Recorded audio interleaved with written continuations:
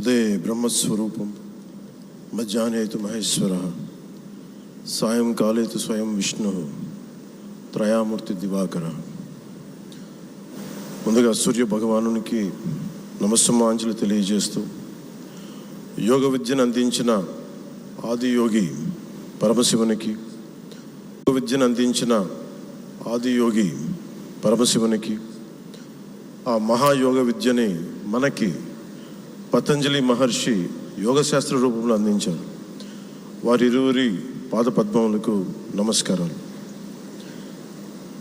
మన యోగ విశిష్టతను, గొప్పదనాన్ని ఋగ్వేదంలో ఉన్న మహానుభావులు తెలియజేస్తే, దానిని ప్రపంచవ్యాపితం చేసిన దార్శనికులు మాత్రం గౌరవ ప్రధానమంత్రి శ్రీ నరేంద్ర మోదీ గారు.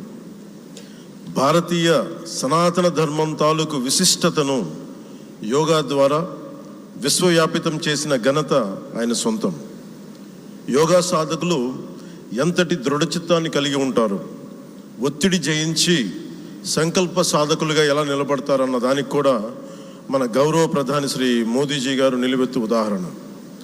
ప్రపంచ యోగా దినోత్సవం యావత్ భారతవానికి, భారతీయులకి దక్కిన గౌరవం. సరిగ్గా ఒక 2014లో అప్పటి ఐక్యరాజ్య సమితిలో గౌరవ ప్రధానమంత్రి మోదీ గారు ప్రవేశపెట్టినప్పుడు దాదాపు 177 దేశాలు ఈ రెజల్యూషన్కి మద్దతు పలికినాయి. ఇంతమంది మద్దతుని కూడగట్టగలిగి ఈ రోజున మనకి 2015 నుంచి యోగా దినోత్సవం ప్రారంభమైంది. ఈ రోజున గౌరవ ప్రధానమంత్రి మోదీజీ గారి పిలుపు మేరకు మనం మొదట విశాఖ 11వ యోగా దినోత్సవ సంబరాలకు వేదిక అయింది. శ్రీ మోదీజీ గారి సమక్షంలో గౌరవ ముఖ్యమంత్రి వర్యులు శ్రీ చంద్రబాబు నాయుడు గారి కృషితో ప్రపంచ రికార్డుకు వేదికగా నిలిచింది. విశ్వనరులు మోదీజీ గారి పిలుపు మేరకు యోగా ఒక వన్ ఎర్త్ వన్ హెల్త్, ఈ ఆరోగ్యం థీమ్ని ఈ వేదిక నుంచి ప్రతి ఒక్కరూ ముందుకు తీసుకెళ్లాలని మనస్ఫూర్తిగా కోరుకుంటూ, ఇక్కడ ఆసీనులైన మీ అందరికీ, ఇక్కడికి వచ్చేసిన ప్రతి ఒక్కరికి కూడా పేరు పేరున నా హృదయపూర్వక వందనాలు, నమస్కారాలు.